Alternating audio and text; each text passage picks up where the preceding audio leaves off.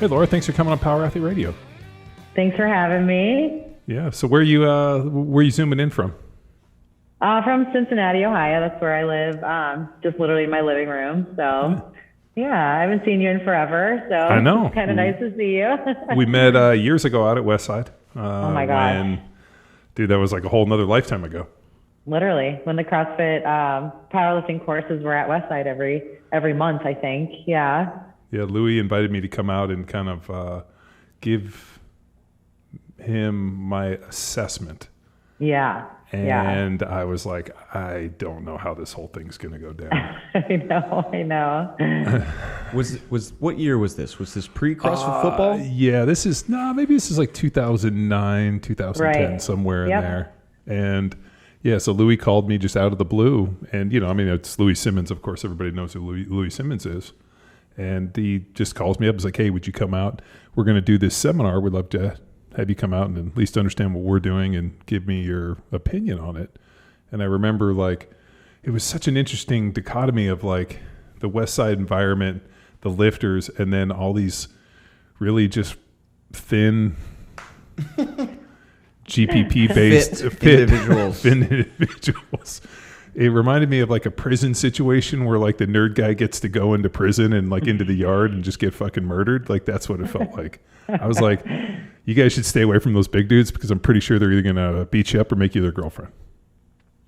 He always insisted on having them on Friday, Saturday, so that the CrossFitters would have to come and watch the big guys lift in the morning before they started their stuff. So that here they are watching these guys move, thousands of pounds, and before they got to start in with Louie. So they were either terrified or really excited. I don't know. Oh yeah. No, I mean, the look on these dudes' faces, one of the guys' nose just exploded underneath the weight. He had they're doing dynamic efforts and it's I think it was 10 doubles. And the dude's got top 900 pounds on the bar and he's just wringing this thing off the box and his nose just explodes. And the look on these dudes' faces was awesome. Did he keep going? Yeah. Oh, yeah. I mean, why would you stop? That's a badge of courage. You got to finish your fucking set. And, oh, man, it was funny. And then, I mean, I got a chance to spend probably 2+ weeks with Louie. We had 3 meals a day. And I got to the conclusion that Westside only exists at Westside. And anything he wrote about in the book didn't exist. Because we didn't talk about a single thing. So I had read the book. He sent me the book of methods. I went through the whole deal. And I realized it's basically show up there and train and then have him kind of put his magic eye on you and figure out what you need to do. So individuality. Individuality. Have a program and individual. So it was pretty good. And then Laura, of course, got up and squatted some god-awful amount of weight. And these poor dudes were couldn't figure and fathom this whole thing. So it was... Yeah, it was funny. It was. I remember though you and Louie came back from lunch. I didn't go wherever to lunch for some reason, and one of the CrossFitters talked me into doing some overhead squats, and you and Louie were so mad because I was still competing then, and they were you guys are what are you doing? And I was really trying to go heavy on overhead squats. I'd never done it, and I was I'm going to try this, but you guys were so pissed. Well, it's because, as you know, I mean, the flexibility for overhead squatting juxtaposes what you need to bench big weights. Oh yeah, now I'm oh my gosh, what was I doing? But I just got caught up in oh, I want to try that, Yeah, stupid human tricks, which is every gym you walk into, the classic Westside grift is the bamboo bar. Oh, well, you pulled that on somebody when we visited Westside. Yeah, well, dude, I purposely, so when I went out there the very first time, I had got the joke played on me. We're oh, hey, let's do some of this. So I bought a bamboo bar and went home and used it a bunch. And then when we went back out there, one of the guys was hey, you want to do some bamboo bar? I'm yeah, show me how it works. And so he lays down and he does it. And then I lay down. I'm just like this. And he's you could see it couldn't compute. And he's well, let's go a little heavier. Yeah. So he threw a little bit more on and all of a sudden it got really stable. And he's have you ever done this before? I'm yeah. And then there was a man that jumped in right behind you and he had never done it before. And you made it look easy. Because if you do it right, you can make it look totally effortless if you understand how to do it. And then all of a sudden the dude gets under there and it hits him underneath the chin and almost took his head off. And we were okay, we shouldn't do this. Right. That's typically how it looks the first time. So what, you were at that point probably the most, dominant female power lifter in history. And so like, where do you go from that, and what's necessarily happened in the last 10 years?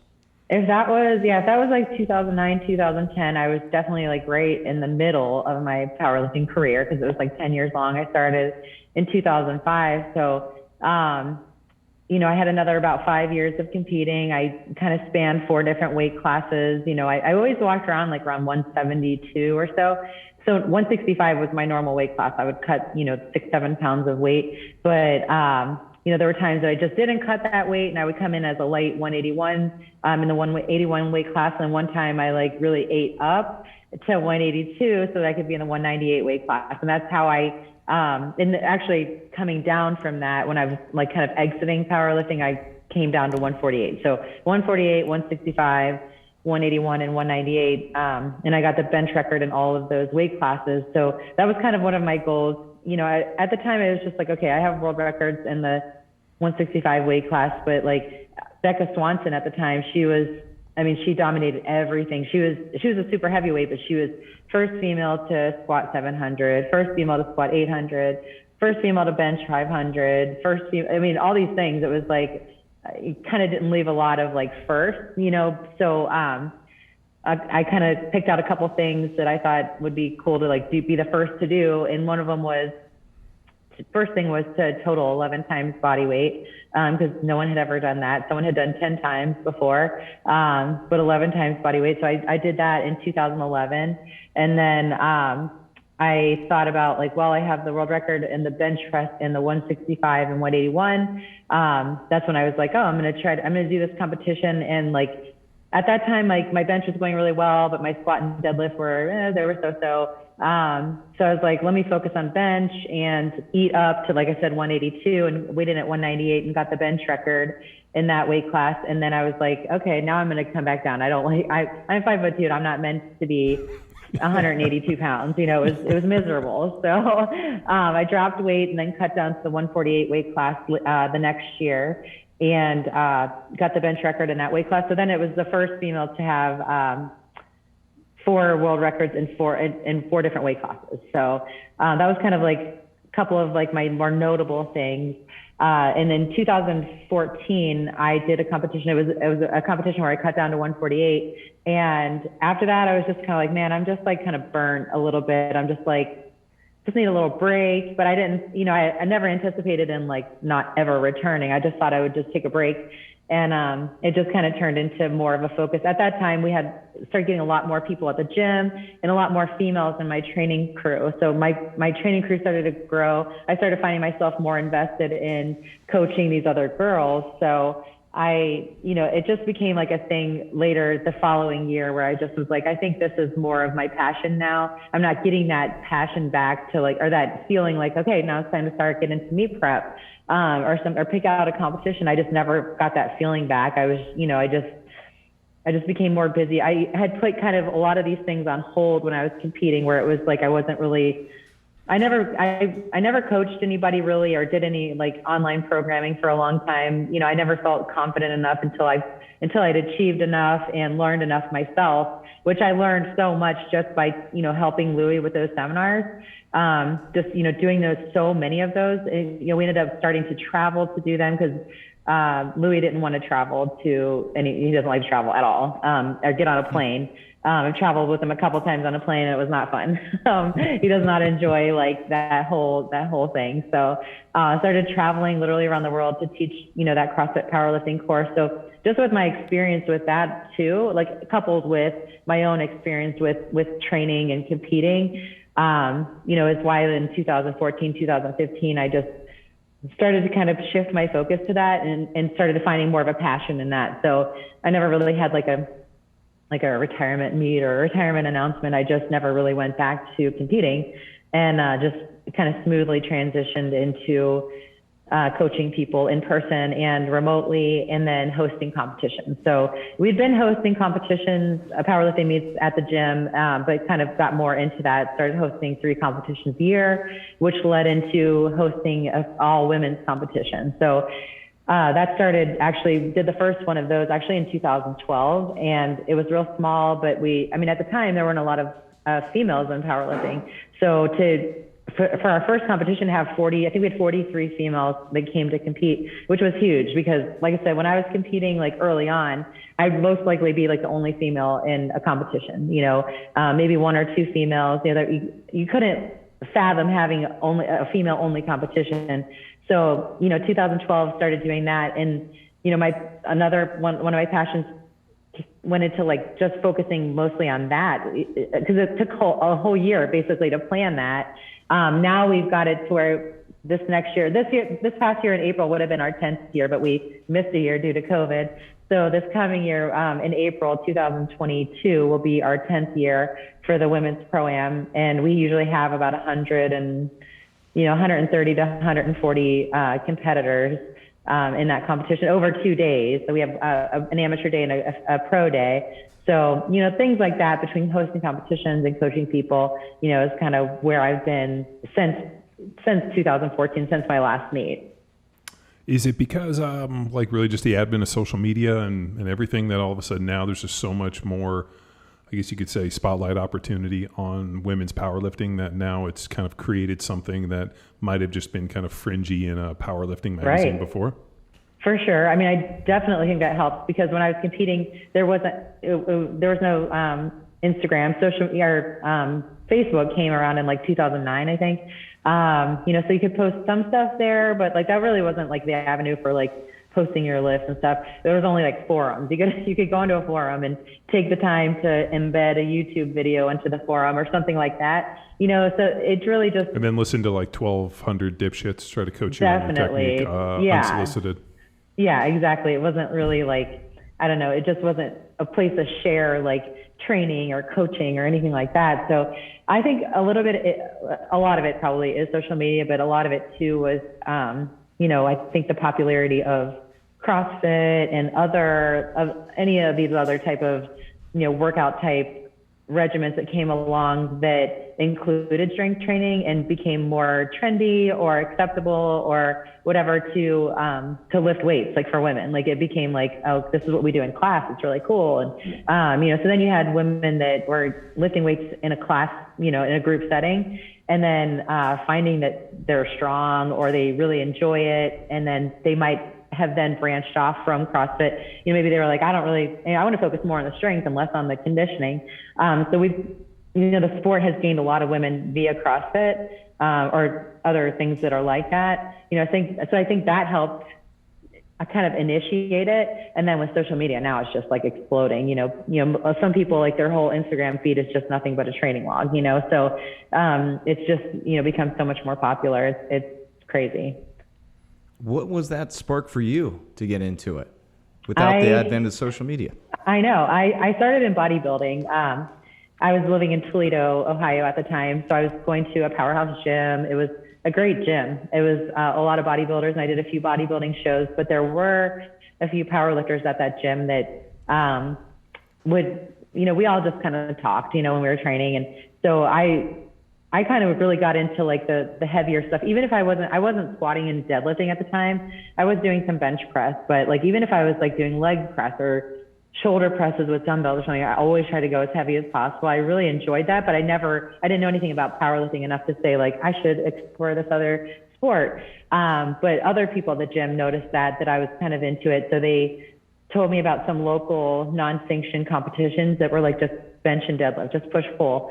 So they were just local, not sanctioned, nothing like that. They were just for fun. And they were like, oh, you should try it. And so I was like, okay, I'll try that. Like, so I go to these competitions. I did a couple of them. They were up in Toledo, and it was super fun. But I still wasn't really like, I don't know. I still really wasn't thinking about like switching entirely to powerlifting, because I still actually didn't even understand that that was just, you know, for fun, that there was this whole other sport essentially. This was just push pull for fun. Nobody's wearing like bench shirts, squat suits, anything like that.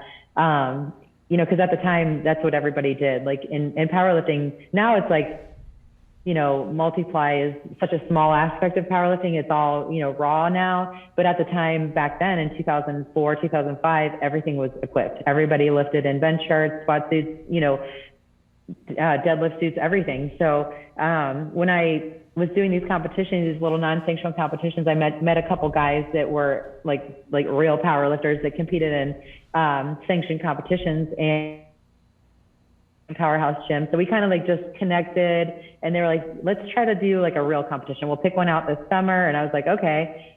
We picked one out about 6 months out, and it was up in Chicago. And at the time it was just like, okay, I need to hurry up and order everything, squat briefs, squat suit, bench shirt, everything. Which to me now it blows my mind. Like, cause everybody kind of like takes their time transitioning into that stuff. Whereas luckily I had a solid base. I had, been doing bodybuilding and lifting, relatively heavy for a couple of years. So I had, a pretty solid base, and, so I would never suggest someone who has no lifting experience to just like go into lifting overloads with, all this gear, so I ordered the stuff and I started learning it, and I did my first competition that summer up in Chicago. And at the time, like at my first meet, I squatted 551 and benched 303, I believe, and pulled 441, or whatever the closest kilos are to that. But at that time, when I did that first competition, I was like, this is what I want to do. Like, this is what I'm going to do, because I was already scoping out the world records online and the all-time world records. And the squat record at that time was 6'11", and doing 551, like, that's just how my brain worked at the time. I'm like, now telling someone, like, that's a pretty far way away. But at the time I was like, I know I can do it. I'm going to keep this going, because I'm going to get that squat record. Because at the time I wasn't training Westside conjugate or anything like that. I didn't know anything about it. I was just training with a group of older powerlifters in Detroit. I would drive up to Detroit, and they were like former world champions. They had a lot of time in the sport, but they were like at the end of their career, but they were helping me so much. But we had no real training system. We would literally just go in, let's say on like a Saturday, and spend 4 hours squatting, just work up heavy every single Saturday. So it was just like I had these beginner gains where every weekend I'm just like going in and putting 20, 30 pounds on my squat, just continuing like that with no real, you're like this will never end. Yeah, it's never going to end. I'm just going to keep going, So that's why I literally thought, I'm like, well, if this keeps going, I'll just, I'll go back to the gym next week and I'll just keep going up. And then by whatever time frame, I'll have that world record. So that's just how my brain thought. So I totally ditched the powerlifting thing. And I was like, okay, I'm in with this powerlifting thing, done with bodybuilding. And I mean, I also had a really good crew. Like, I think back now, and I'm like, I was super lucky that like I got introduced to these guys that trained in Detroit that were former world champions. They had so much experience, and they also were at the end of their career. So it wasn't like they were like focused on themselves. They were like, here's this person that comes in that has a lot of potential. And so they put a lot of focus on me. And they just helped me so much. So, I mean, a lot of people don't have that. Like, if someone nowadays is somewhere in some city and they want to get into equipped powerlifting, it's going to be hard because they're going to have to find, there probably isn't a whole lot of equipped lifters that train at their gym, and, finding people to do it, because you can't do it alone. You have to have people to help you get into all this stuff and whatnot. So, I mean, I really got lucky. Technique. I mean, and there's so much technique and learning in that. Right. So much technique. That's what kind of makes it kind of like a sport in itself, because yes, you have to obviously train to get stronger, but you have to, be very technical. And I think that's what helped me. I have a big background in gymnastics, and I have good body awareness. So when it comes to just pure strength, at that time when I was competing, the difference between me and like someone who's number 2, number 3, number 5 isn't a whole lot, but who's more technical, who can use the gear the best, So I think that's what really helped me a lot, is I had people show me that knew what they were doing. And then, like I said, coupled with my background in gymnastics and, having just a strong body awareness and good flexibility, so I could squat super wide and get into a big arch on my bench press, all of that stuff. It was just like the perfect storm. Everything just happened for a reason, and everything happened really fast too. That was my first meet in June. And then I did another meet in August, and I squatted 580. So I put about 30 pounds on my squat, and another, I think 15 pounds on my bench. I think I took a token deadlift that day. I don't know why, but we were just kind of there to practice the squat and bench. But then after that, the next step, like at that time, the pinnacle of powerlifting was the WPO. Everybody lifted, there were maybe 2 or, a couple federations at the time, not like today where there's like a ton of federations. So most people that lifted the cliff lifted in the APF, which fed into the WPC, WPO. And, you know, so it was like that, the WPO semifinals and super finals, which were at the Arnold, the finals at the Arnold were, that's what everybody aspired to get to, you know, so that, you know, you read about it, like at the time, not much social media going on. So you just read the Powerlifting USA. And so by reading the Powerlifting USA, it was just like, you know, there was so much coverage on the WPO, and that's just, okay, it's like, yes, I want to break world records, but I want to be on that platform. You know, that's where everybody wants to be. And at the time, they did not have women. It was only guest lifter women. So it was all men. They had like, you know, lightweight, middleweight, heavyweight. And then they would take on about, I don't know, maybe four guest lifters that were women. I still didn't care, you know, like, you know, at the time, now we're trying to like fight for like having big women's competitions and paying women like they do for men. But at the time, I'm like, I don't care if I'm a guest lifter. I still want to, you know, my numbers would still count. I just won't be able to like win anything or whatever. So the next semifinals were a month after that second meet that I had. They were in the end of September.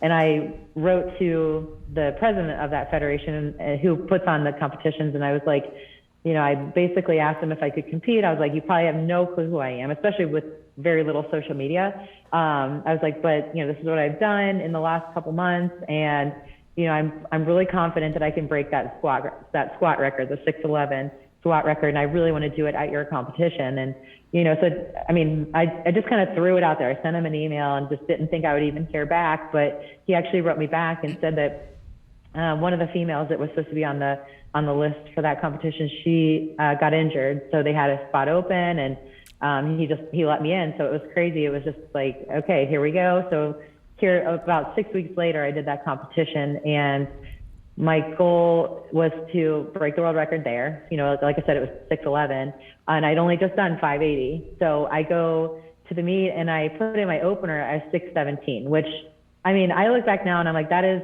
insane. I would never let one of my lifters do that. Like where they're opening up with a 30-pound PR on a huge platform like that, where you're going to be nervous. Everybody, the top people are there.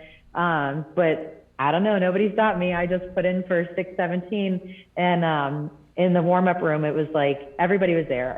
Louie was there, the whole Westside crew, every single person that was in the top of powerlifting at the time was there. And so I was super nervous, like really, really nervous. I was never that nervous before for the other two competitions, but you know, there was a lot riding on this. And I just remember warming up, and Louie was in the back warm-up room, and I was like taking my last warm-up attempt. It was like maybe 560 or something. And he like said something, he cheered for me, like doing my warm-up attempt. And I just like, my legs just kind of like gave out. Like I just went down with weight and never came back up. Like I had spotters and they brought me back up, but I missed the weight. And I didn't have time to take it again. Like I didn't have time to like redo it or anything. It was like, okay, time to go out to where the platform is. And I was just like, so then I was literally triple nervous. I was just like, I just missed my last warm up and I'm about to go open up like 50 pounds heavier or 60 pounds heavier.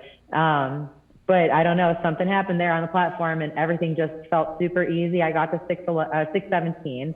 I got that really easily. And I made a jump to 661, which again, if I had an athlete, I would never let them do that. I don't know what I was thinking. It just was like, I'm just going for it. I mean, that was a huge, huge jump. I went to 661 and I got that. And then I went to 683 on my third attempt and got that. And so in powerlifting at certain competitions, you could take a fourth attempt if it's a world record. So I took a fourth attempt at 700 or whatever, like 701. And I just barely missed it at the top. I just kind of like windmilled into the rack.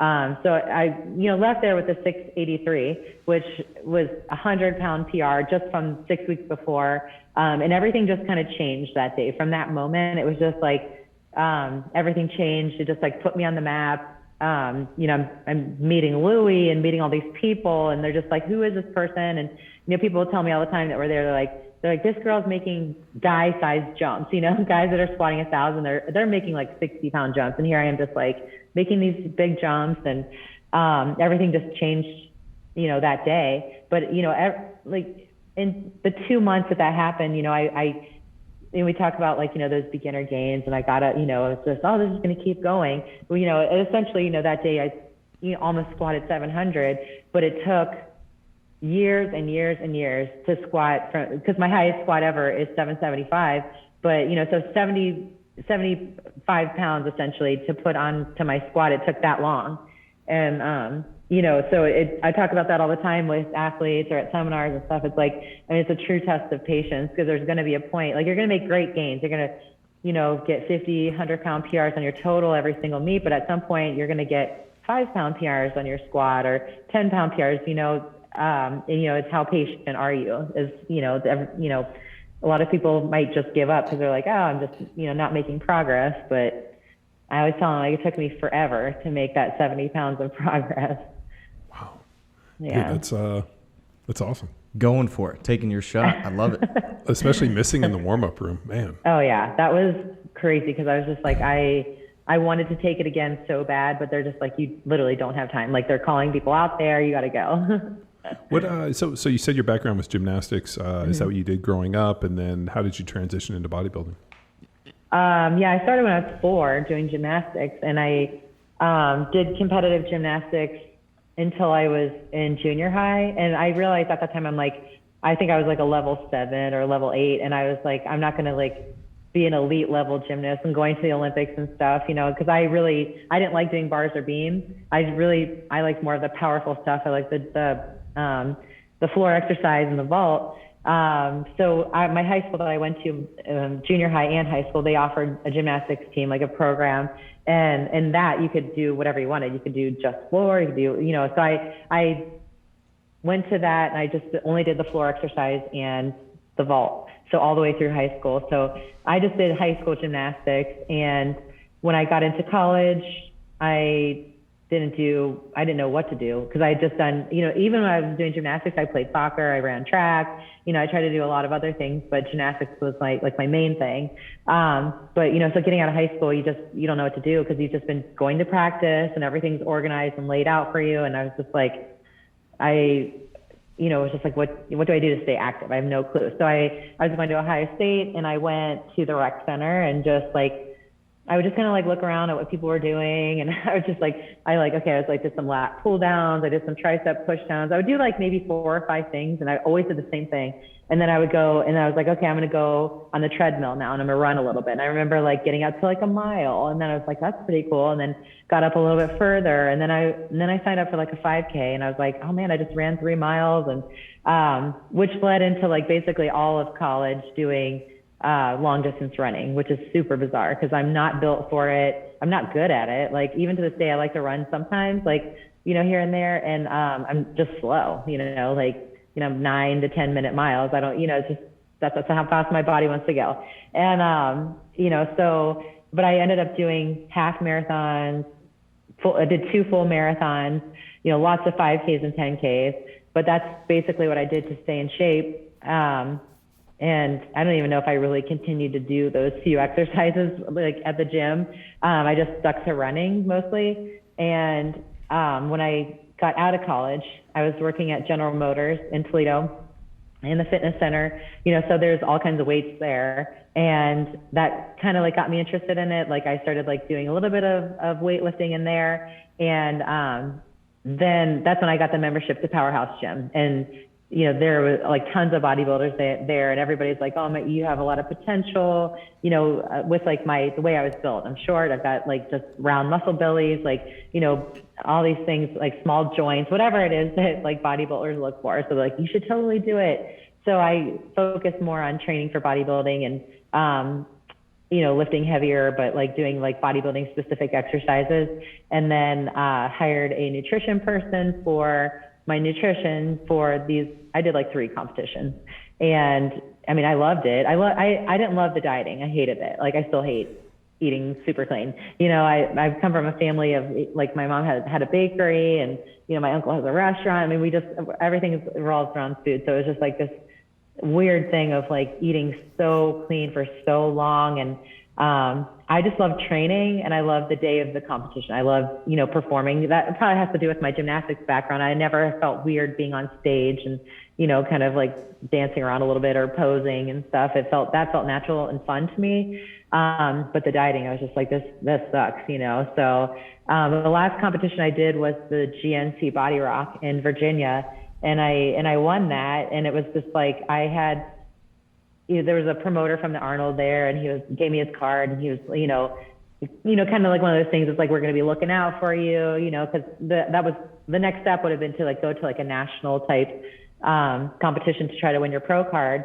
So I thought I was going to do that. I mean, looking back though, I mean, that would have been such a long journey, because like I was small. Like I weighed in even at that GNC Body Rock, I don't know how I won the overall, because I was only 120 pounds. I weighed at 121.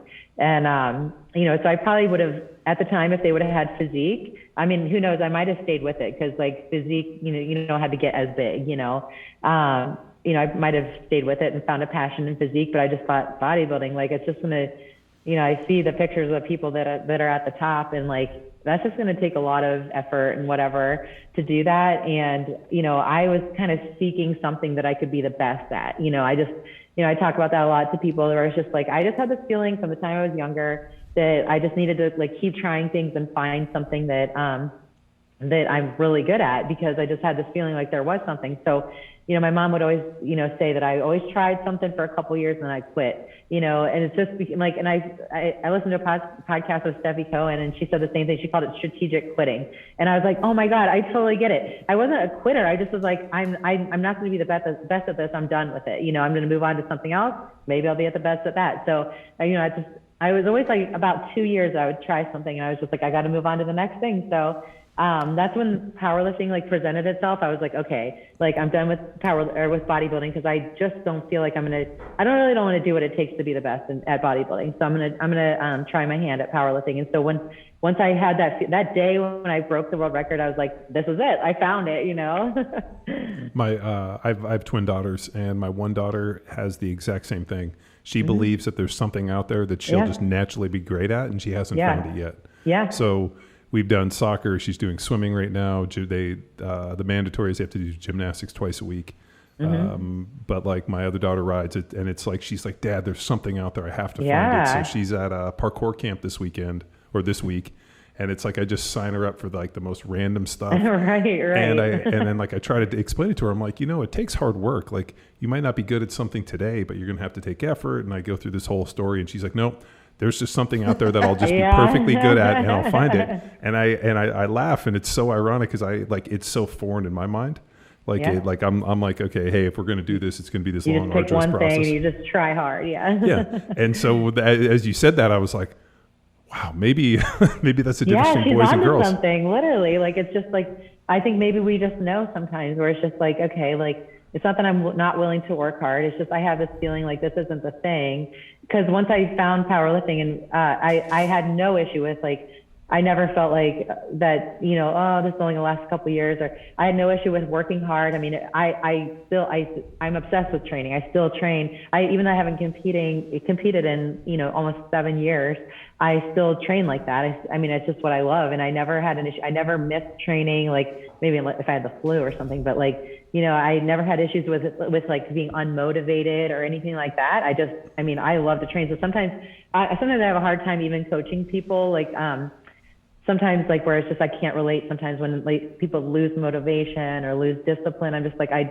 have to remember that like this isn't everybody's thing, you know, like where they're, you know, it's just a hobby to some people. Yeah. When you started to teach the seminar, did that really have an impact on your performance as an athlete? Like really understanding this nuances of movement. Like what were some revelations that you made while teaching that course? Yeah, I really started to like kind of dial my training in and get more organized with my training, because prior to that, I definitely still followed like the conjugate system, but I don't know, I just kind of would wing it every week, you know. So learning more about it like helped me to be more just organized with my training and like regimented with it, and like picking things and learning how to pick movements that are like testers and some that are builders, and expanding my horizons with accessory work, learning how to figure out, what my weaknesses were and how to attack them, like what accessory movements to pick, and also learning how to, focus on if it's like a max effort movement, like getting that done, like that's a tester. So I'm going to get that done quickly. I'm not going to like spend 3 hours squatting anymore. I'm going to like, 7 to 9 total attempts. I'm done because with the conjugate system, which is, really, really, like specifically the Westside conjugate system for equipped lifting, it's perfect the way it's set up. But like, I just started to learn that I was spending way too much time and effort on my main movement and not as much on my accessories, so, that's, where certain things started to like maybe, kind of stall, like my bench stalled for a little while. Like, I really wanted a 500-pound bench and it was just like stuck between the 450, 460 mark. And it was like, okay, I need to start figuring out what is going on, so, I started to like be more diligent about my accessory work and pushing it, pushing my accessory work. I wasn't pushing my accessory work very much before because I was so focused on that main movement. Like if it was like the 1 rep max, whatever, bench press, it was just, I would spend probably 1.5 to 2 hours maybe working up to that single and probably taking way too many attempts, doing way too many attempts, which leaves me nothing for accessory work, so once I started to figure out like, okay, like, I started planning my max effort, so I tell that to people all the time in seminars now. I'm like, usually the conjugate system doesn't work for people because they overdo it. They do way too much volume on max effort on that main movement, doing 10, 15 sets, because they just keep going and going, adding a little bit of weight, and then spending way too much time on that main movement. So that leaves them very little time or energy to do their accessory work. So that ends up suffering. And you're not really going to get, by doing 1 rep max, that's not going to make you necessarily stronger. Like your accessory work's going to make you stronger. Your dynamic effort days make you stronger because there's a lot more volume. So those are like little mistakes people make and little mistakes I was making, not on my dynamic effort days, not going fast enough, so I was kind of like not conditioned. One time Louie had Phil Harrington and I do that video for the combine or whatever, that DVD he put out for training for the combine. And so he had us doing our speed squats, like 10 doubles, right into 10 doubles on the deadlift with bands. And like, we were on a timer. We had to pick up the bar, each of us, like they were loading the weight. So we had the bar out of the rack every 20 seconds, like not like every 20 seconds, like each of us every 20 seconds. So I mean, I had to do that and to make it look good for the camera too, and I'm, as a power lifter with like very little, like I didn't focus much on conditioning at all. Going right into the deadlift. I mean, when I got done with that, it was like one of the hardest workouts I had ever done. And it was just like, this should be like kind of standard, like, maybe for a power lifter, maybe 30 to 40 seconds of rest. But I thought I didn't rest very long on dynamic effort, but that day like opened up my eyes. I was like, I am super out of shape, so focusing more on conditioning, GPP, sled work, keeping my dynamic effort work, to the true percentages. I think sometimes people use too much weight on dynamic effort, because they don't really understand what they should be basing it off of, percentages and whatnot. Or having a skewed idea of what their max is to base their percentages off of. So kind of correcting things like that to get my training right helped me so much. And it helped me to help coaching other people too. Do you think if you had started a little bit later, you would have gotten more into this raw deal? Because I remember powerlifting, like you said, was just equipped lifting.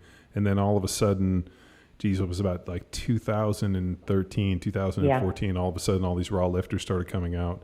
And now that seems to be kind of the gold standard. Whereas, like, dude, you got guys squatting 1,000 pounds raw, which I never thought we would see. And it's been pretty what that guy hit, 700 on the bench for a raw bench. And we've seen some amazing poundages. Do you think you would have gone in that arena just because it's become so competitive?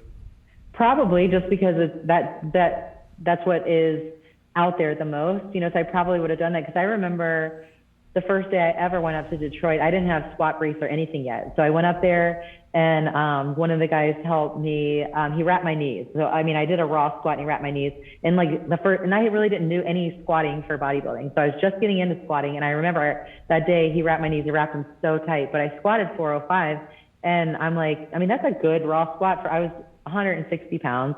And, you know, with more training, what could my squat have been raw? You know, I probably would have pursued that. Definitely. I'm still such an advocate for multiply lifting. I mean, I'm still trying to help keep it alive as much as possible. But I still coach plenty of raw lifters and, you know, still to this day, constantly trying to learn, you know, how to, you know, coach raw lifters, you know, still blending some of the conjugate stuff into that. But I do think that I probably would have done that because I always wanted to go, you know, even if I found what I was good at, I still wanted to go where the top people were. And, you know, obviously there's still top people in multiply, you know, like one of my best friends that I coach at the gym, she just got the biggest squat of all time. She squatted 880. You know, so that still excites me so much, you know, but I still think that if I right now, like was 24 years old and getting into powerlifting, with it the way it is now, I probably would just go with the raw thing, you know. I mean, it's a heck of a lot easier. With training, not to have to put all that crap on, you know, but I am also still very happy that it happened the way it did. I remember we did a max effort floor press, and I think I floor pressed like 500, and I remember AJ had 505, and then when they did the next max effort, they put their shirts on, and AJ benched in like the 9s. Yeah, it was like a 935. And I remember being like, holy shit, dude, like there's 400 plus pounds of carryover. I mean, there's so much technique and I mean, all the other stuff. But I just remember thinking like, fuck. And like the amount of time that these guys had to get, like it took them to lift because it, you know, and even the shirts are open in the back, but to get them on in this, I mean, it was like an all day deal. I mean, these guys were coming in with like roller bags just for all the gear they had. All the gear, definitely. My duffel bag was huge. And now they make a shirt that's like way beyond even what like I wore and what is still common. It's like this band shirt, they call it, and it's giving people even more. Like there's guys that have a raw bench of around 500 that are benching 1,000 to 1,100 in these band shirts. It's unbelievable the way it's going. I mean, that new shirt's not really widely accepted into a lot of federations because there's just so much going on. There's several layers to it and whatnot, but that's just, I mean, it's still, you would think like maybe like with the raw being so popular that maybe the multiply would kind of like level off as far as like advancements and equipment, but it's not. I mean, they're still trying to make stuff that allows you to lift, I mean, unbelievable amounts over what you can actually bench. At some point I would think it would have to like stop because like, what can your joints even hold? You know, I don't know, even with all that stuff on. Well, so I watched the video of Bill Gillespie. What was it, like a 1160 on that bench? Well, I saw him do it live, like at least 1,000 pounds. Yeah, I mean, but a month ago. Like as he threw the shirt on, as he's bringing it down, the shirt is compressing him, and I had this like split vision in my mind all of a sudden of him just like exploding, kind of like in like Big Trouble Little China. Remember where the guy holds his breath and his head explodes? Like that's what the pressure of like that, like the canvas like stretched across with that weight, like pressing his body down. I just can't imagine the pressure on his head. I mean, as you know, like the pressure in your head. I remember I had never worn briefs or anything more than wraps, and then Louie gave me some Predator briefs, and I squatted off the box of them and was fine. And then the first time I took just actually a free squat with them, I hit the bottom, and the pressure was so like intense. I stood up fast and I almost threw it. I had 800 on my back and I almost threw it off my back. I stood up so fast. And the guys that were spotting me almost shit their pants because they were like, holy shit, dude, you stood up so fast. The weight almost came off your back. I'm like, all I know is my head was going to explode. It felt like in the cartoons when the dude like hits his thumb and it looks like a thermometer. Like that's what it felt like. And broke blood vessels in my eyes. I was like, holy shit. So to be able to handle that pressure is pretty amazing. Yeah. Oh yeah. That's why you see a lot of things that, you know, are great, but things that go wrong as well, you know, just because you're just riding that line every single time, you know, so all it takes is one wrong move, like this way or that way, and like you're going to fall or I mean, I've just seen some pretty catastrophic injuries, unfortunately, too, you know. Wow. Yeah. I think like for normal people watching the raw stuff, it's hard for them to fathom. Because they look at these guys and they have all this gear on and like people don't, it almost looks like a robotic suit in a lot of ways. And so I know people watch it. Whereas you see somebody step out, you know, with just some wraps on their knees and a belt and they hit some big weight. I think it's a lot easier. Like that's a bridge closer for most people. Definitely. And like I said, there's some raw lifters that if they're not hating on it, on equip lifting, they see it and they might have an interest in it, but they just do not have the resources around them to be able to even attempt to try it, so, but I know a lot of people that still think that's my dog snoring. He's like, I did a podcast once and somebody was like, who was snoring in that? And I'm like, it's my dog, sorry. There's a lot of raw lifters that they still have a lot of respect for multiply lifting, and they are just mind blown by it. They might have, like I said, have an interest in trying it, but they have nobody to help them even, remotely to even get into it, much less be able to see the technique and how to help them adjust it. Yeah, it's not like you just buy something off the internet and they send you a shirt and then you figure out one, you got to have training partners, and two, the amount of coaching. That's what I want to get into. For our listeners, can you describe the different setup between, let's say, a raw powerlifting squat and then one that's geared up? How would you best describe for our listeners the difference in teaching those movements? I mean, mostly it's the stance, it's the stance and the technique. Raw lifters, for the most part, have a more narrow stance. But an equipped lifter, to get the most out of the equipment, because it's really stiff, there's not a lot of give to it. So you get the most out of it by let's say for back into it. So the technique is there's no forward shin angle. You want your shin angle to be vertical from the front and from the side, for optimal leverage. And you have to hinge back. You have to hinge back and sit back into the suit, to the briefs or the suit or the combination of the both, to actually get it to actually push you out of the hole. So if you were to take a more narrow stance, maybe knees forward a bit type of stance in the equipment, to squat out of your quads, basically, you're not going to get nearly as much out of the equipment, and it's going to throw. I mean, it's so tight, it's going to totally change your technique and throw you into you're going to be bent over, hunched over, whatever. So that's why you see a lot of equipped lifters, they're wide stance, toes slightly turned out, and then they sit back really far into the gear. So their chest too is I always think of it as when you pick the bar up, you want to keep your chest right where it's at and hinge back with your hips. So you're not going to be perfectly upright. I don't know how a lot of people that are that mobile to be perfectly upright in a wide stance, open their hips and just be straight up and down. So you're going to hinge. So the whole technique of the squat is like that. It's very different from a raw squat, very, very different. So it's, sometimes when people do transition from raw into equip, that's usually their hardest thing to grasp is, a higher bar, because you're going to kind of hold the bar, not necessarily high bar up on your neck, but on the shelf of your rear delts, basically. And then having that wide stance. And a lot of times too, coming from a more narrow stance, a lot of times your hips and glutes are a lot tighter, unless you do a ton of mobility work. So a lot of times there's a lot of mobility work that has to be done to kind of transition into that wider stance.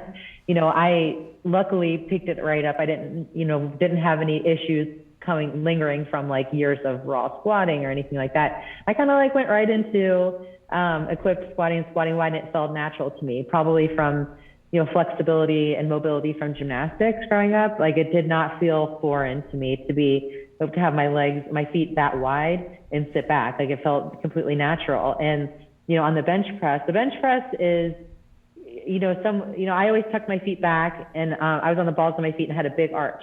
You can still do that raw. I didn't do a whole lot of shirted work in my training. I did a lot of raw training. For when I was competing, it was sort of I understood the shirt. So it was riding a bike. I didn't need to wear it all the time. I focused more on my raw my raw lifting, my raw strength. So I always still had the same setup and technique when I was lifting raw. It's just in a shirt, I touched a lot lower. I touched at my sternum with raw with a barbell. But when I was lifting in a shirt, I touched kind of mid stomach. You kind of have to, you're not going to be able to, bring, with the shirt being as tight as it is in the chest panel, you have to have a lower touch point. So your technique as far as where you touch and then the press kind of drifting back a little bit is different in the equipment. But then the deadlift it's very similar. It's just, you don't get a lot out of equipment in the deadlift. There's nothing that they've made yet that is that advanced that gives you more than maybe 40 to 50 pounds out of a deadlift suit at most, I would say. So that technique doesn't really change a whole lot. It's just mostly getting used to having a strap that is so tight, straps that are so tight that you can get down into position and not like lose your technique. Do you always, you sumo, didn't you? Because the stance was similar. Yeah. Sumo felt the most natural to me. And, I think not even that it felt the most natural to me. It's just like leverage wise, like the way I'm built, it just made more sense for me to pull sumo. Where some people that's why when people say sumo is cheating or whatever, they make fun of sumo. I'm like, but the biggest deadlifts ever done were conventional. Sure. If it was that good, like the biggest lift would be sumo. But I just am built better for sumo. I did a lot of conventional in training because they do help each other. I always try to tell people that, like, even if you're better suited for conventional, you should be pulling, often in training sumo because they do help build each other. So for sumo, it helped me a lot to train, and maybe 30% of my pulls in training would be conventional. How come powerlifting so, what's the right word? Just petty. Like you made a point about like talking shit and like this, like it's, but it goes back. I mean, I remember, we interviewed Fred Hatfield, and the old powerlifter that trained me was a guy, George Zangas. And when I talked to Fred and I had mentioned that I trained with George, he was still pissed at George that George had somehow screwed him out of money at some contest. Oh, yeah. And like they were still mad about each other. Yeah. And like Louie and this, Louie, basically mad at dudes for like 50 years. And he's still mad. Yeah, he's still mad. I switched federations as far as hosting competitions. I switched back to the APF. And Louie just is like, he's like, I can't support it. I can't do it. And we went to breakfast just recently. I went to breakfast with Louie and Doris, and they were explaining to me, he was explaining to me like why. And it stemmed from a thing that happened literally back in the 70s. Something like that Ernie France, like their team, like kind of like sabotaged the Westside crew. And, somehow it's like, he thinks that they sabotaged them. And so he's just real mad about it. And so he just can't bring himself to support meets that, or send lifters to my meets that are like APF. And I'm just like, oh my gosh, so it's not anything new. Obviously it was that way back then. It's just, it seems new because people put it out online all the time. They got to talk about like the things that they're mad about or things that they hate or whatever. But so it's always been that way, but it still probably is better maybe than a lot of other sports, because I remember getting into powerlifting and being relieved. I was like, oh my gosh, like bodybuilding felt so competitive and so, selfish, and like, everybody was kind of like cutthroat and whatever. And nobody was like really like, there was no camaraderie. And so when I switched to powerlifting, it felt a lot better. So, I think what we see is like, people like, being hateful or this or that. But for the most part, I think that especially people that are really good lifters, for the most part, are genuinely kind and like giving to other people. Like, 'cause you're just not going to make it to the top if you're like kind of a jerk and like, and burning bridges everywhere you go, Yeah, no, it's something I could never figure out. It's like professional boxing almost. And it was amazing where I'm like, man, like the purses aren't very big. Like dudes are winning $500 for a show and people are like fucking attacking people. I'm like, man, like these are local contests. So it's, and then, the idea of federations and like, I'm better because it just was really interesting where I'm like, man, this feels just real, like complex. It doesn't feel like it's about like a bunch of people just getting together to see who's the strongest individual. Yeah. And I don't want to be that guy that's like, I don't want to be that person that's like, back in my day, it was so much better. But there was like I said, there was like, everybody lived in the APF or people lived in like the USAPL or something.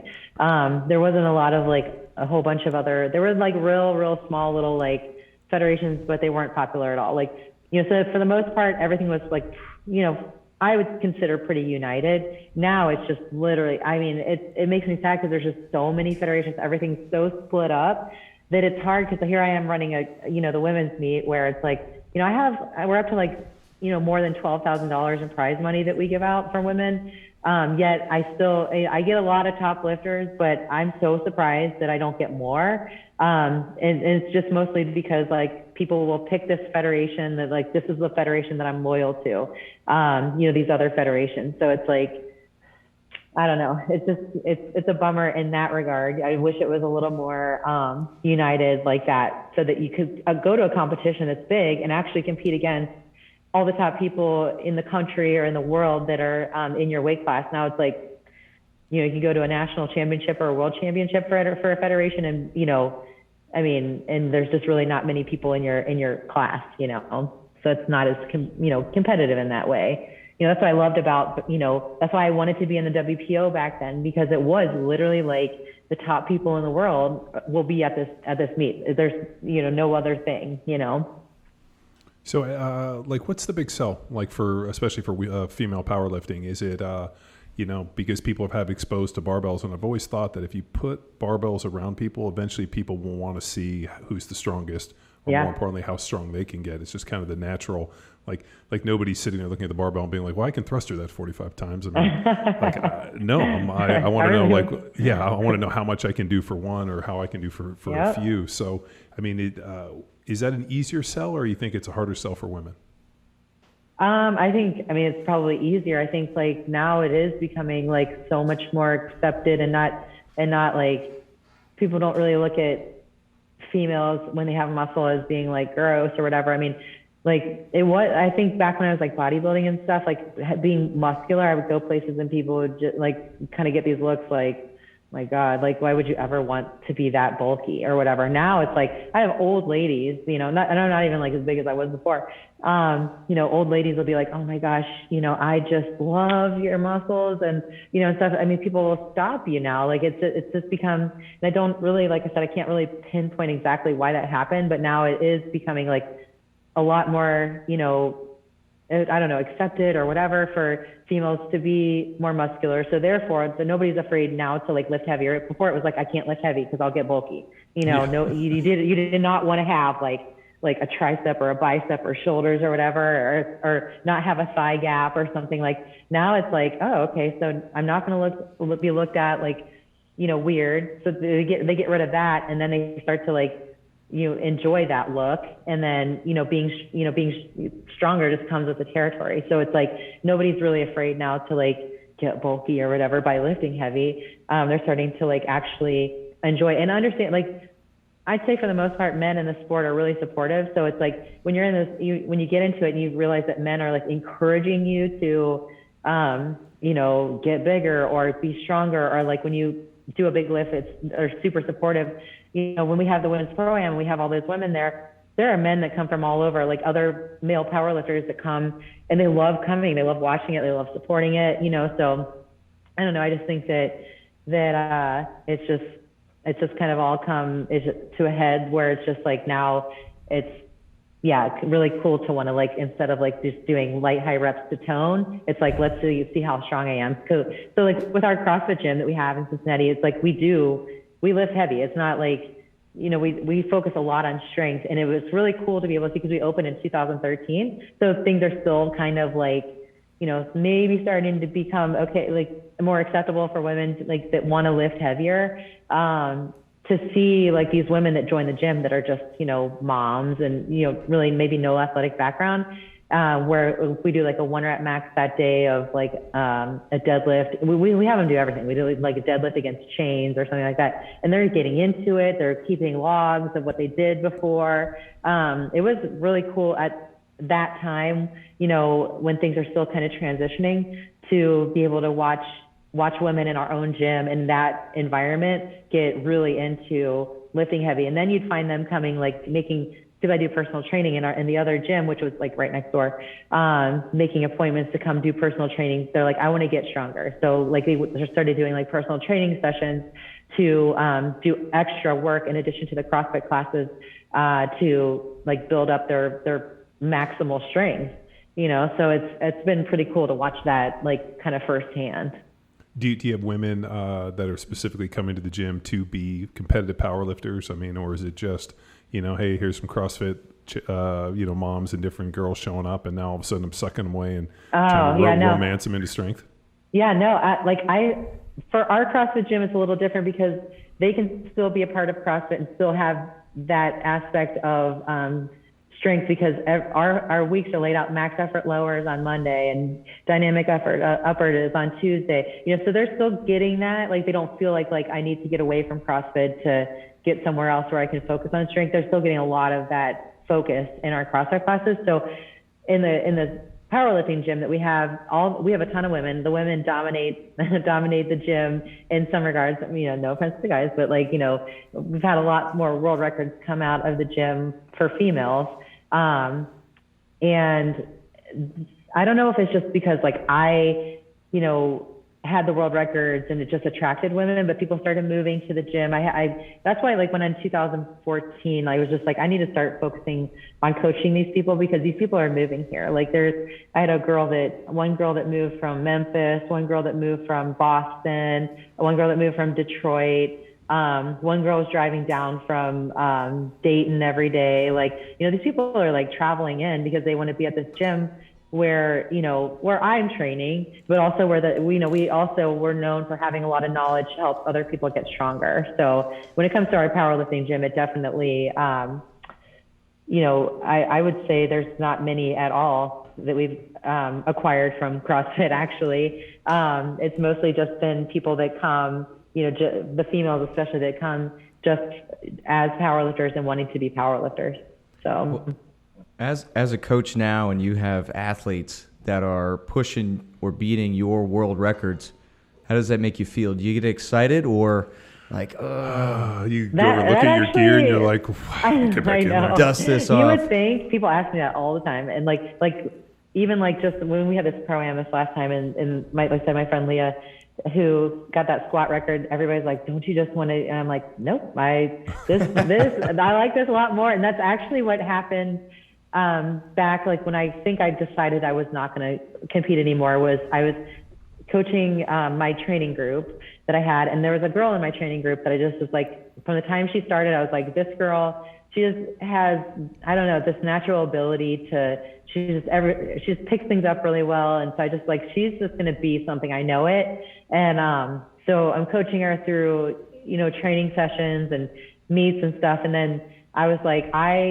then it became my goal, instead of me picking out a meet and picking, trying to break a different kind of world record. I was I think I can get her, because I was, like I said, the only female that did 11 times body weight total. And I was I think I can get her to beat that. She was in a different weight class than me. So she wasn't, we weren't really she was a much lower weight class than me. So it wasn't it was trying to coach her to break one of my world records. It was just what can we do to beat me? And it was got to total more than 11 times body weight. And I remember at a competition, I was actually at one of the women's pro-am. She totaled 11.2 times body weight. And the feeling that I had, kind of solidified my decision to not go back to powerlifting. I got just as much or more joy out of that, when she did that, than if it was myself. So I was okay, this is what I like to do now, So yeah, she ended up beating my 11-time body weight total. And now we actually have another girl at the gym.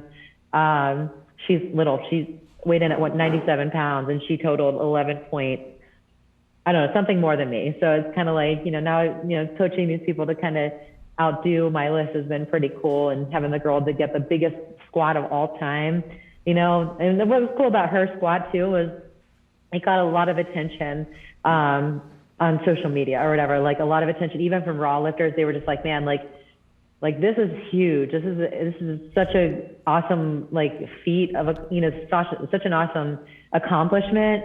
And she also did it really well. It was a beautiful technique. It was deep. It was, there weren't raw lifters coming out of the woodwork trying to question oh my God, this high squat, because that's what you see a lot. It's just so much hate on depth, regardless of the fact that they're wide and from the side, what they don't really understand what breaking parallel is. You don't have to break it by 4 inches, But anyway, her squat was very deep. It was very technical. It was very pretty. So it was kind of cool that here's this equipped lifter doing something no one's ever done, but she got a lot of attention for that from a lot of people, Did you traveled up to Westside, and Louie kind of helped you with all your training, or I assume helped you a ton with your training.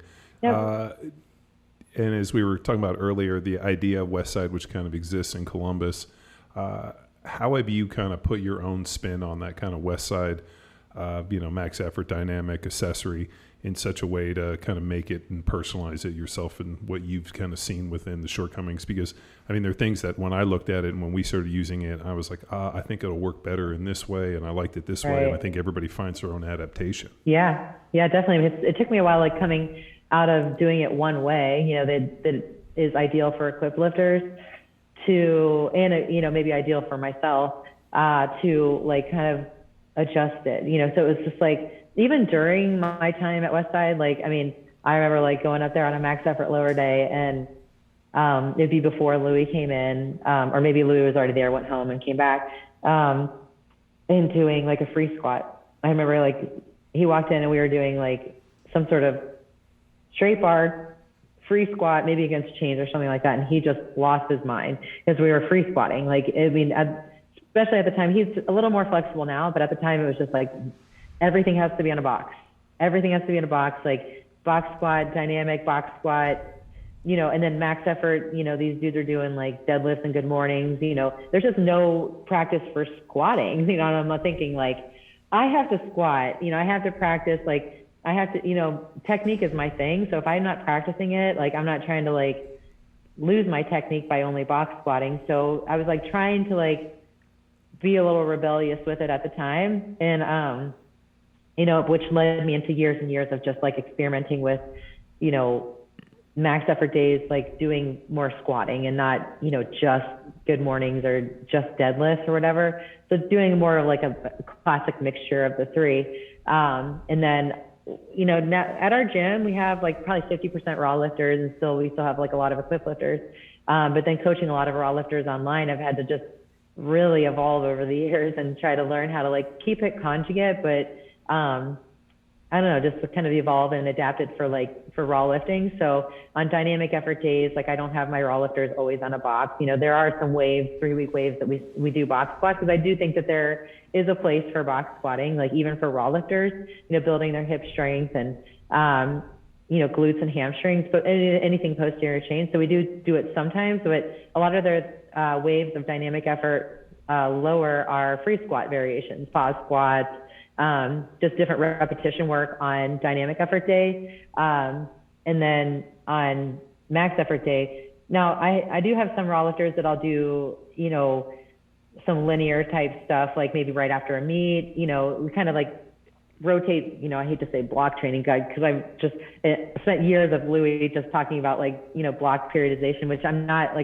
just not using block in that context, but where we do some, just repetition work, for a while, and then leading into more of conjugate type work, because I do believe conjugate does work for raw lifters, because I've had raw lifters come to me after doing years and years and years of, periodization, and then switching them from right off of periodization into the classic, like, conjugate system. Again, still not just always box squatting, but having them work up just like 1 rep max variations on, bench, squat, deadlift, with accommodating resistance, and seeing incredible results. I'm not saying that is how they should train every single week for the entire year. So that's why I kind of play with like, some linear type work, during different parts of their off season. So, just really just kind of adapting it to different raw lifting, equipped lifting.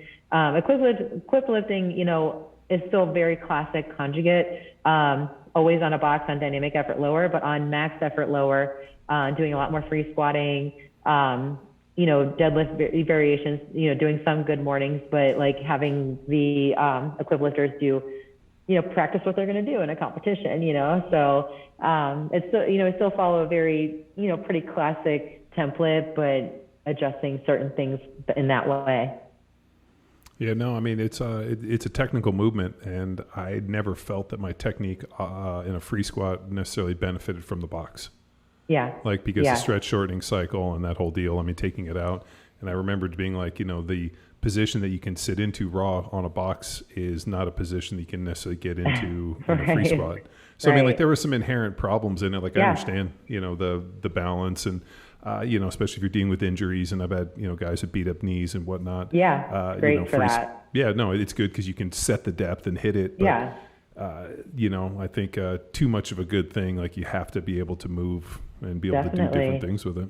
Yeah, that's what we found even with our athletes at our own gym was it was just like if we were having them box squat every week, it was like they were just kind of forgetting how to squat. They were just altering their technique and changing things. So it was like, okay, let's, box squat, and you could even just do box squat as accessory work, rather than having it as like your primary movement.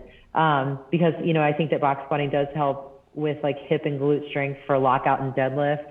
So it does have its place, in somewhat, but having it be the primary movement, like week after week after week, like you said, like it does change your technique. It changes your positioning completely. Well, we're on programming. I understand you're exploring with some remote online programming. How has that challenged you as a coach? It's definitely just kind of what I was just saying about, having to experiment, and because I've been doing remote coaching actually since about 2013. So, and if anybody has been with me that long, it's like they've seen things change and adapt and evolve and whatnot in those regards, because probably back in 2013, I know I was having everybody box squat all the time and, and whatnot. So then it was just over the years, it's like raw lifting became more popular. I started getting a lot more raw lifters as clients and things and whatnot. So I had to learn as I went. It was pretty wild because conjugate ruled the world back then. It was just like most people did conjugate, and it was like, oh, wait a minute, we have to be more open-minded and learn a lot more and, be more individualistic with people, so I do I have the subscription, where, I post the program. So it's not necessarily individualized because, there's multiple people joining and doing the same thing. But I keep that very well-rounded. So I always tell people, I'm like, I know it, even if cost is an issue and you can't do the totally individualized programming, the subscription, it's very classic, it's well-rounded. I'm not neglecting anything. So if I'm doing accessory work, I'm, making sure everything hits your glutes, your spinal erectors, your hamstrings, and then talking about triceps, lats, I keep it well-rounded so that, anybody could start that and make progress. Usually, they'll do that for, several months. 6 months, a year, whatever, and make great progress. And once they feel like they need to get into something more individualized, then they'll come to me and we'll do something a little more individualized, that's geared towards their weaknesses and, meet prep and where they're at in off season, so, I've kind of always laid it out that way where there's subscription and then individualized programming. And then I do personal training but my clients for personal training at the gym, people assume sometimes when they join up with me at personal training, they're like, no, I don't want to power lift. I'm like, actually 99% of my clients are, people that just want to be in shape, that's not to say that I haven't had clients that come in just wanting to stay in shape and maybe for physique purposes, but end up doing a powerlifting meet because they're in that environment. They see the powerlifters over there lifting, and then they just get all super interested in it. I have my aunt who's 60 years old. She ended up doing a bench press meet because she thought it looked cool, and she was like, I want to get stronger, so that kind of helps too, having people come in and they get exposed to that environment. And even if they don't end up getting into it, they're super intrigued. They respect it. They see the work that goes into it. So just always trying to spread the word. Do you still get a chance to go down to Westside? And you said you went down and had a lunch with Louie and Doris, but do you still go down there and train? Or I haven't gone up there to train in a while. I've been up there for work purposes or whatever, meeting up with Louie, but I haven't been there to train. I haven't worn a pair of briefs or a bench shirt or anything like that in so long. If I went up there, I don't even know what I would do, Mm-hmm. I do kind of my own thing down here. Well, it's kind of like if you're not training or you're not going into some meet or doing something that doesn't fit with that environment, it feels like everybody there is. Oh yeah. It's you feel like an odd man out. It's I something's not right here, and that's me. So what, I always thought Louie's got to be in his 70s now? Yeah. I think he's at least 75, maybe 75. Yeah. Is he slowing down at all? He is. Like when I had breakfast with Louie and Doris, because we usually meet like halfway and we'll have breakfast. And when he went to the bathroom, she said, she's like, this has been a really hard year. He's had some operations and some heart issues. And she said, she's just like, this year especially, he's really, really, really slowed down. So, I mean, I don't even know that, you know, up until, I would say until you're like 70, he was still lifting maximally. Like he would still go to the gym, max out his rack pull or whatever he wanted to do that day. But I'm not even sure. He does a lot of, he will always probably do like all of his like, you know, like mobility type exercises that he does and these like odd little things that he likes to do. But I don't think that he lifts heavy anymore. Yeah. He, last time I saw him, we were there for Lead FTS seminar. Yeah. Lead FTS deal. Speaking event. Yeah. We cruised in. Yeah. That had to be 4 or 5 years ago, maybe. 2014. God, was it 2014? Oh, wow. 7 years ago. Yeah. And I remember he, what did he tell me? He said that he was having an issue where every time we racked the bar out, he was blacking out. Yeah.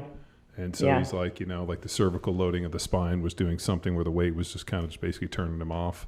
Right. And I was like, so what are you doing? And he's like, well, I'm just, you know, pulling heavier now. And he's like, I was going to say he'll just deadlift heavier. Yeah. He's like, I can't cervically load, I can't cervically load, take any cervical loading from the bar. So he was like looking for different ways. And I just remember thinking like, God damn, if I can have this level of longevity, toughness, and just all around hard-headedness, it's pretty good. Yeah. All I know is that whatever he's doing right now is everything he can. You know what I mean? He's not taking it easy. Like he's just doing whatever is physically possible according to his capabilities right now is what he'll do until he always says, he's like, I'm going to die a chalky death or whatever, you know, he's going to just die right in there, you know? Yeah. That was, old man Zangus died underneath the bench. He had a heart attack under the bench, and you know, at his funeral, they were like, he actually went out, you know, exactly, how he wanted. Yeah, exactly how he wanted. Wow. Yep. So what, well, I got one question connected. Laura, you were part of Westside versus the World. What was that experience like? Were you satisfied with the product they put out? Was it representative of your experience in time there? So, I mean, I remember going to watch it when it first debuted, and I was like, I loved it. It was just like this really cool, like, you know, perspective of Westside, and I saw myself on there, and like in my mind, I was like, oh my God, I made it on there, you know, because there was a lot of filming. Like it took a lot of years for that to come out. I remember it came out years and years after, like not years and years, but it took a while, like after we'd actually filmed like interviews and stuff like that. So when I saw it, I was like, oh my God, I made it in there. I was just happy. But afterwards, the people, friends, people that saw it, you know, everybody literally was like, they were pissed. They were like, why was there not more about the women?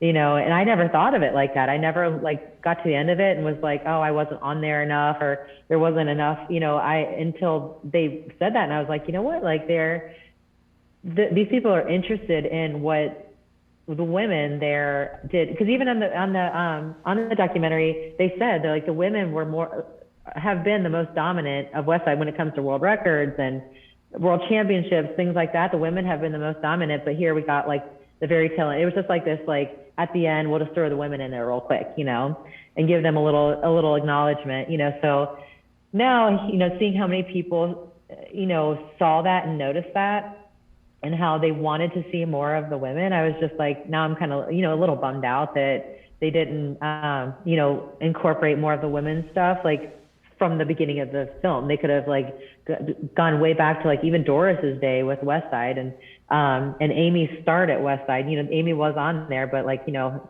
taking her way back to when she first started, I think it would have been cooler. And I think that a lot more people would appreciate it and have enjoyed it a lot more to see the women's stuff, you know. They need to make another one. Westside Women versus the World. Yeah, people always suggest that. Yeah. When they came to interview me, you know, they were doing it, and it wasn't until, I mean, it was years later where all of a sudden it got released, and like somebody hit me up, and I was like, oh, I remember doing that interview. Right. It was, I mean, it had to be 5, 6, 7 years. I mean, because that came out, 2 or 3 years ago, 3, 4 years ago? Yeah, I think like 2018 maybe. Yeah. I think we probably did those interviews in like maybe 14? Yeah, absolutely. It was a while ago.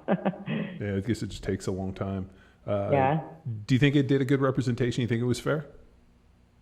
I mean, I think so. I mean, I actually just did like a little thing with like Tom for Westside, and people ask me that. They're like, what was your experience like with Louie or at Westside? And I'm like, I have a very different one that I think most people did. Like, you see Westside versus the World and you just think, man, it was like hardcore, people fighting, like drugs, like, it's just like this, like people envision this like just crazy madness going on. And, me getting into it and starting to train there in 2015, I never moved there to train there. I literally just would travel up there on the weekends to train, so I kind of, in like, let's say Sunday mornings when I would train with George Halbert and the bench group. We were there before anybody else. I wasn't really in the mix of like the Friday morning guys crew or anything like that. So I would always hear about the drama that was, happening, with certain people or whatever. But my experience was always good. Like, it was always like pleasant. My experience with Louie was always pleasant. Like we have like a more a softer relationship. There's times that he's, just expressed so much like compassion and just, I don't know, just joy. And, so I really don't have those like wild, memories or experiences, so me watching the documentary was almost educational for me too. I mean, there were things that I always heard about and whatnot. So, I mean, to me, it was like, oh, I heard about that. So it seemed very accurate to me. But I don't know if that's anybody else's opinion, but I mean, I enjoyed it. No, I thought it was great. I thought they did a great representation. Definitely. 2019 is when it was released. Yeah, that would make sense. No, I mean, it's it's like my vision of Westside was, the old powerlifter I trained with, George Zangus, had a reverse hyper. He was buddies with Louie, and Louie sent him one of the prototypes. And so we had a reverse hyper in his garage when I was like 14, 15, 16 years old. And so I'd heard about Westside.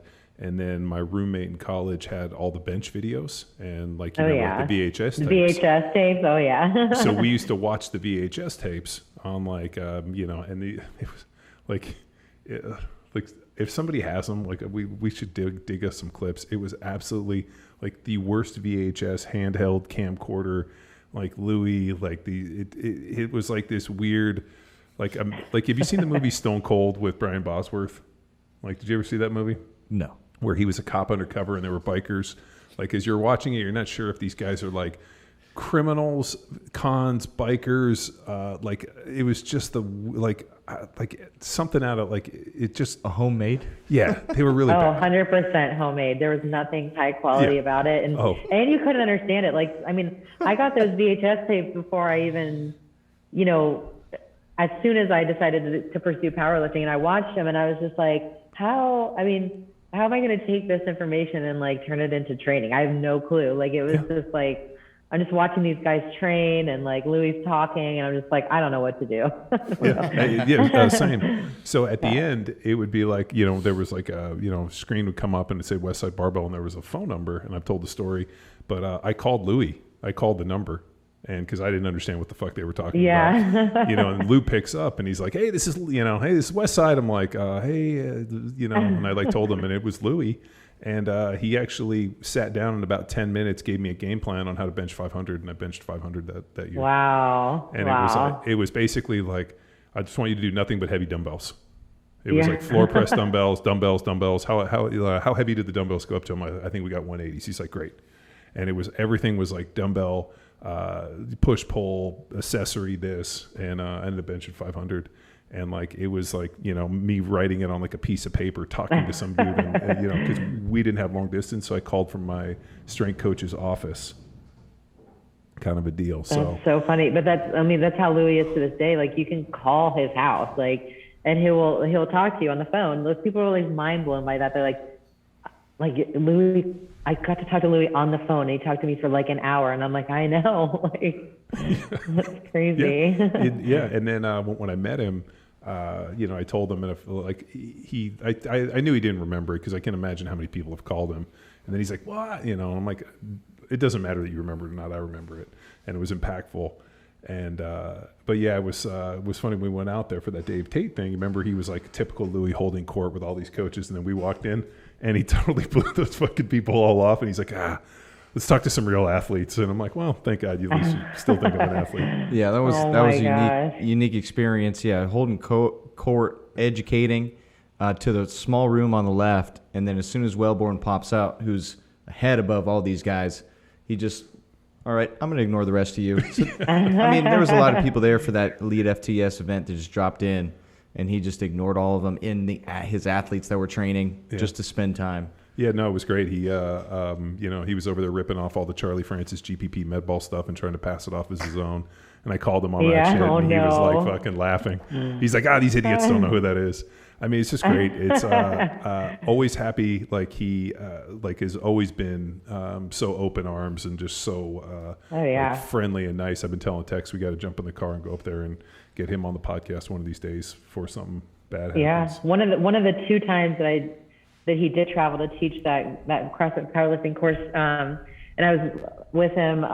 We were on the plane to come back, and there was this guy that was like Louie Simmons, like this, recognized him, and Louis like shook his hand. Obviously doesn't know who this guy is, but the guy was like, you don't know me, but back in whatever year it was years ago. He's like, I called your office or whatever, and asked what I could do for back. I think he was like in the military, and he had hurt his back so bad he could like barely walk. And he's like, he sent him a reverse hyper for free, probably because he was in the military. I don't know, just because he's like, it's little things like that. Like he's like, you sent me a reverse hyper. He's like, and it literally changed my life. And watching this happen, watching this guy tell Louie that, hey, you changed my life all these years ago by literally being so generous. Like send him a reverse hyper for free. Like so when anybody is always like, especially the guys that get disgruntled and leave Westside, and they're all like, Louie sucks and he's so mean. And I'm like, I've seen very, very different sides of Louie. Something like that. I've seen him, like, he won't ever talk about like the fact that he'll load up his car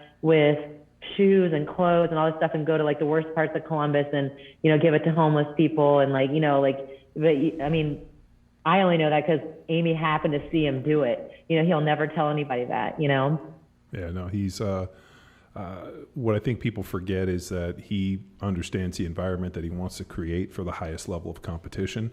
And that involves, mind games and this. Sometimes, he's the puppet master for it all. And this is his world and he wants to control it. And he puts these individuals and finds them and brings people in and this and has this, this understanding of what he's trying to do. And it's very, I guess you could say it's very planned in a lot of ways.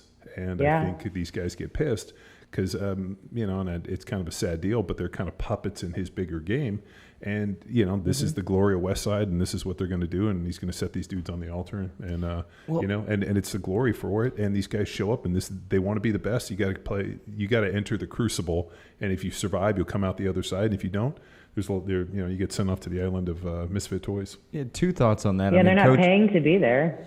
Yeah, I mean, it's invitational. They're not paying to be there. It's invitational only. They're not paying a membership. He's paying your entry fees and all this stuff. So yeah, if you can't hang or whatever, don't be surprised if he kicks you out. It shouldn't be for everybody. That's where I think we get into this deal where it's like not everybody's guaranteed greatness.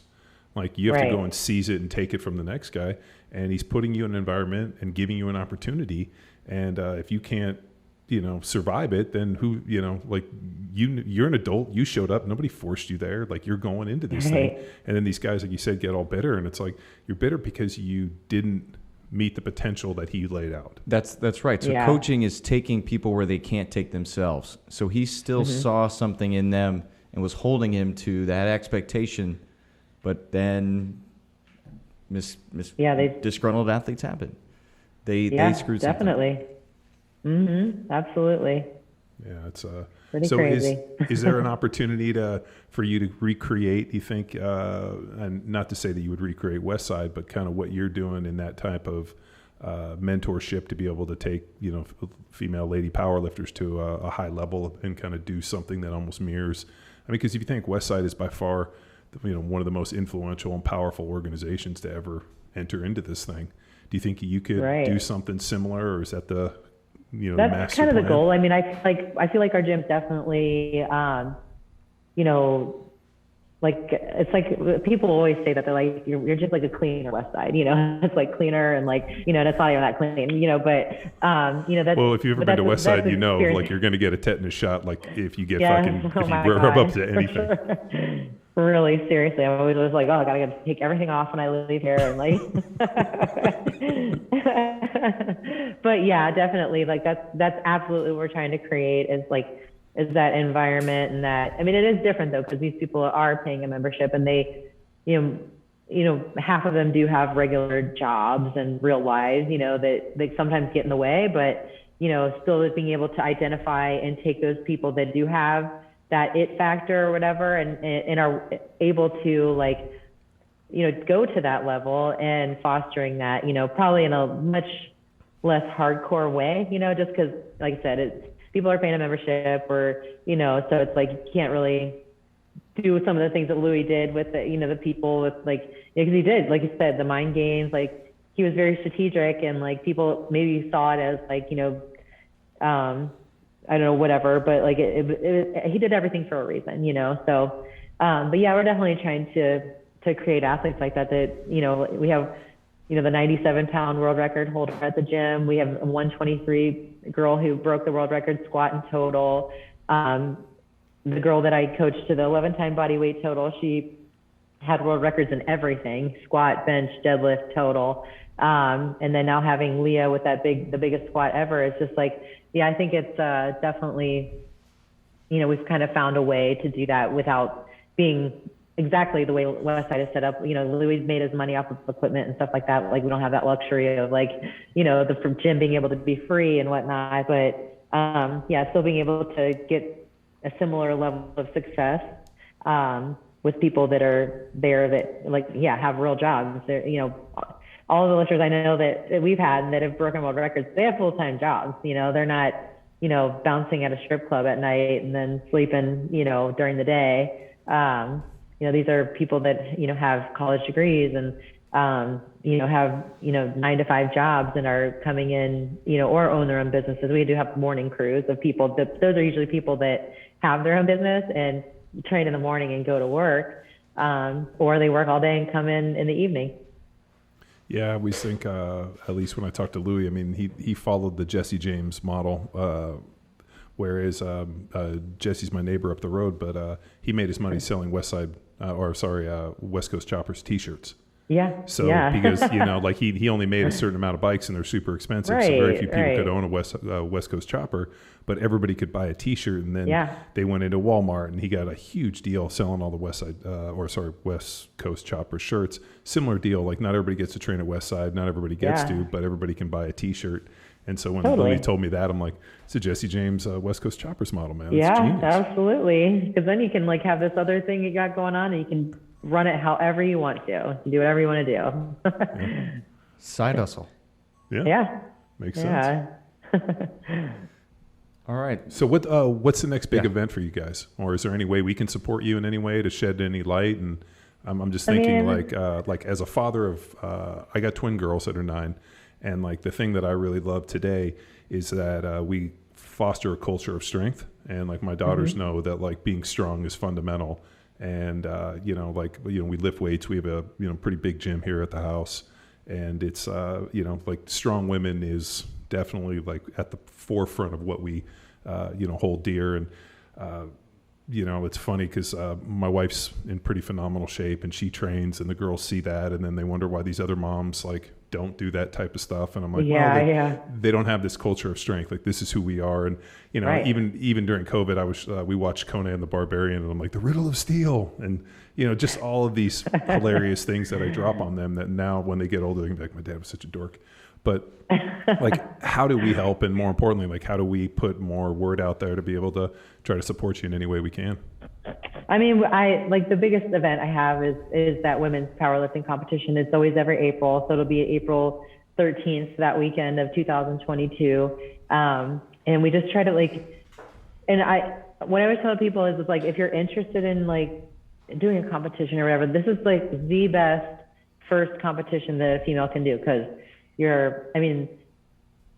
it's the amateur day, so it's not for like pros. The pro day is the second day. Yes, you have to have a qualifying pro total, but that amateur day, the environment is, and I know I'm biased or whatever, but you can ask anybody who's there. It's unbelievable. It's so supportive. The crowd goes crazy for every girl that's up there. There's just a lot of help and a lot of, a lot of times if you just pick out a meet, this will be your first competition or whatever, and it's just a mixed competition.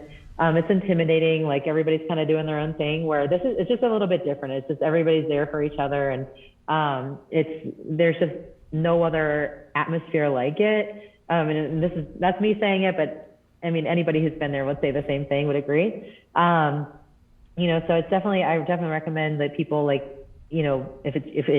you're thinking about doing a competition, sign up for it. We'll probably have registration out later this year, probably usually around October or November. And even if you just watch it online, we usually live stream it or whatnot online. It's just a really cool thing. Like I've had a lot of people, I just live streamed it on Facebook this past year. So a lot of people watch it. A lot of people just like happen to say, oh, she's got something live, and they watch it and they're just like, oh my God, that is so cool. I just think that hosting that every year just kind of is one way of helping, kind of reach people. But me personally, I always, I always am constantly promoting women's powerlifting, women's strength, whether it's through personal training or online coaching or having the women's competition. That's just like kind of my passion, and my goal is to grow women's strength, not necessarily women's powerlifting, but just women's strength in general. So, that event, and then just, any individual coaching or anything that I do, that's kind of like, that's like what I do. Well, awesome.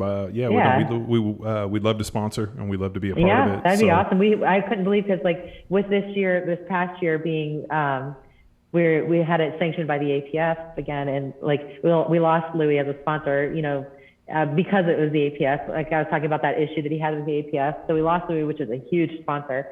And so I put something out there and I said, we're looking for sponsors. I didn't say why. Because I was like, oh my God, like I have to make up all this prize money that we just lost. And I could not believe how many sponsors came out of the woodwork. We filled it up so fast. I was so surprised. And so many people were like, they're like, we didn't know that we could sponsor before, because we thought it was just like a Westside only sponsored thing. I'm like, no way, So it's pretty cool to see how many businesses and gyms and people came out of the woodwork to want to support something like this. It was really cool. So awesome. Yeah. Well, so I appreciate it. We're in. So Okay, good. And how about social? How do people want to follow you and learn more about upcoming events or education clinics or anything you're putting out there? So my personal Instagram is Queen Bee Power. Like I kind of got that nickname coming up in the gym, in our gym, and like kind of being the gym mom. It was like, oh, Queen Bee. So it just became a thing. So Queen Bee Power is my Instagram. And then I have Team QBP, Queen Bee Power. Team QBP is another Instagram page where I post when my clinics are. Because now I teach like 5-hour clinics. I don't do the big seminars anymore. I do like 5-hour clinics. Because my thing is I want to focus more on helping people with technique and on squat, bench, and deadlift, and teach them like really unique accessory exercises. So it's a lot more hands-on, the clinic. So I kind of travel all over the country to do those. And so those will be on my Team QBP page. And I also put out like different videos, demo videos. So I like to, given that I really am into technique and stuff like that, I'll put out a lot of accessory videos or just tutorials on different things on that page. And then queenbeepower.com is where everything is. That's where you can find links to the seminars and to, I have programming on trainheroic.com. So I have Team QBP programs, different things. I have programs for powerlifters. I have programs for people that want to train that don't have access to specialty bars and chains and all the fun conjugate stuff. So more modified type programming. And then I have strength programming for CrossFit athletes as well on there. So there's links to everything, like the Train Heroic stuff, the seminars. I have a few different things for apparel. Everything's on the queenbeepower.com. Sweet. We'll link those up in the show Yeah, notes. thank you. It was great to see you again, and I thanks know, for coming you on Powerlifting Radio. Thanks so much, you guys. Oh, anytime. Cool. All right, take care. Bye. Bye. Bye. Freight train and I'm right on track, I'm smoking.